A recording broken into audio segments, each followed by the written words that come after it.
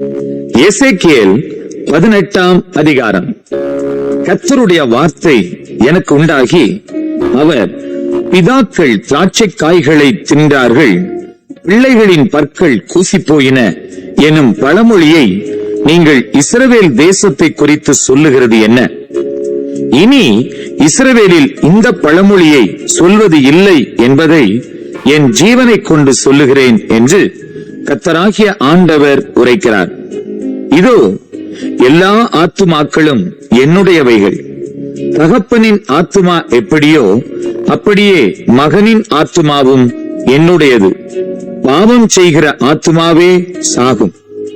ஒருவன் நீதிமானாயிருந்து நியாயத்தையும் நீதியையும் செய்து மலைகளின் மேல் சாப்பிடாமலும் இஸ்ரவேல் வம்சத்தாரின் நரகலான விக்கிரகங்களுக்கு நேராக தன் கண்களை ஏறெடுக்காமலும் தன் அயலானுடைய மனைவியை தீட்டுப்படுத்தாமலும் தூர ஸ்திரீயோட சேராமலும் ஒருவனையும் ஒடுக்காமலும் கொள்ளையிடாமலும் இருந்து கடன் வாங்கினவனுக்கு அடைமானத்தை திரும்ப கொடுத்து தன் அப்பத்தை பசித்தவனுக்கு பங்கிட்டு வஸ்திரமில்லாதவனுக்கு வஸ்திரம் தரிப்பித்து வட்டிக்கு கொடாமலும் ஒலிசை வாங்காமலும் அநியாயத்துக்கு தன் கையை விலக்கி மனிதருக்குள்ள வழக்கை உண்மையாய் தீர்த்து என் கட்டளைகளின்படி நடந்து என் நியாயங்களை கைக்கொண்டு உண்மையாயிருப்பானாகில் அவனே நீதிமான், அவன் பிழைக்கவே பிழைப்பான் என்று கர்த்தராகிய ஆண்டவர் சொல்லுகிறார். ஆனாலும் அவனுக்கு ஒரு குமாரன் பிறந்து அவன் கள்ளனும் இரத்தஞ்சிந்துகிறவனும் மேற்சொல்லிய கடமைகளின்படி நடவாமல் இவைகளில் ஒன்றுக்கொப்பானதை செய்கிறவனுமாயிருந்து மலைகளின் மேல் சாப்பிட்டு தன் அயலானுடைய மனைவியை தீட்டுப்படுத்தி சிறுமையும் எளிமையுமானவனை ஒடுக்கி கொள்ளைக்காரனாயிருந்து அடைமானத்தை திரும்ப கொடாமல் நரகலான விக்கிரகங்களுக்கு நேராக தன் கண்களை ஏறெடுத்து அருவருப்பானதை செய்து வட்டிக்கு கொடுத்து ஒலிசை வாங்கினால் அவன் பிழைப்பானோ? அவன் பிழைப்பதில்லை. இந்த எல்லா அருவருப்புகளையும் செய்தானே, அவன் சாகவே சாவான். அவன் இரத்தப்பழி அவன் மேல் இருக்கும்.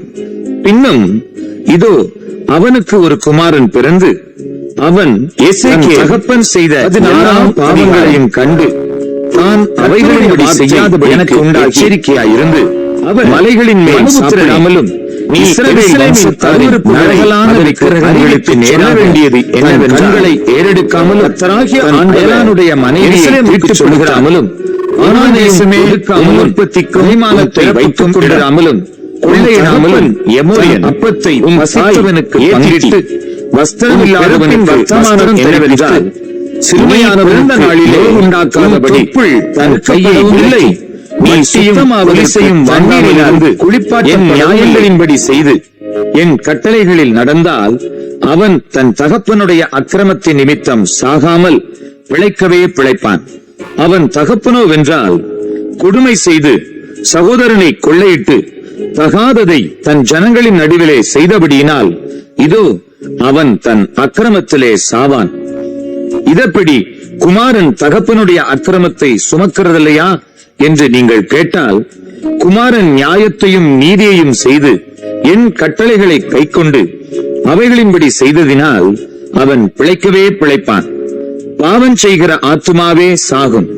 குமாரன் தகப்பனுடைய அக்கிரமத்தை சுமப்பதுமில்லை, தகப்பன் குமாரனுடைய அக்கிரமத்தை சுமப்பதுமில்லை.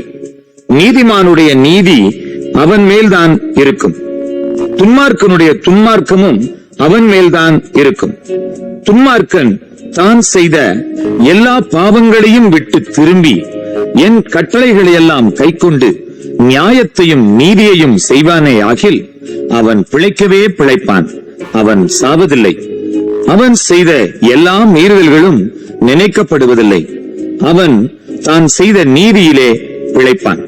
துன்மார்க்கன் சாகிறது எனக்கு எவ்வளவேனும் பிரியமோ, அவன் தன் வழிகளை விட்டு திரும்பி பிழைப்பதல்லவோ எனக்கு பிரியம் என்று கர்த்தராகிய ஆண்டவர் சொல்லுகிறார். நீதிமான் தன் நீதியை விட்டு விலகி அநீதி செய்து துன்மார்க்கன் செய்கிற சகல அருவருப்புகளின்படியும் செய்வானே ஆகில் அவன் பிழைப்பானோ? அவன் செய்த அவனுடைய எல்லா நீதிகளும் நினைக்கப்படுவதில்லை. அவன் செய்த தன் துரோகத்திலேயும் அவன் செய்த தன் பாவத்திலேயும் சாவான். நீங்களோ ஆண்டவருடைய வழி செம்மையா இருக்கவில்லை என்கிறீர்கள். இஸ்ரவேல் வம்சத்தாரே கேளுங்கள், என் வழி செம்மையாயிராதோ? உங்கள் வழிகள் அல்லவோ செம்மை அல்லாததாயிருக்கிறது. நீதிமான் தன் நீதியை விட்டு விலகி அநீதி செய்து அதிலே செத்தால் அவன் செய்த தன் அநீதி நிமித்தம் அவன் சாவான். துன்மார்க்கன் தான் செய்த துன்மார்க்கத்தை விட்டு விலகி நியாயத்தையும் நீதியையும் செய்வானேயாகில் அவன் தன் ஆத்துமாவை பிழைக்க பண்ணுவான். அவன் எச்சரிப்படைந்து தான் செய்த எல்லா மீறுதல்களையும் விட்டு திரும்புகிறபடியினாலே அவன் பிழைக்கவே பிழைப்பான், அவன் சாவதில்லை. இஸ்ரவேல் வம்சத்தாரோ ஆண்டவருடைய வழி செம்மையாய் இருக்கவில்லை என்கிறார்கள். இஸ்ரவேல் வம்சத்தாரே, என் வழிகள் செம்மையாயிராதோ? உங்கள் வழிகள் அல்லவோ செம்மை அல்லாததாயிருக்கிறது.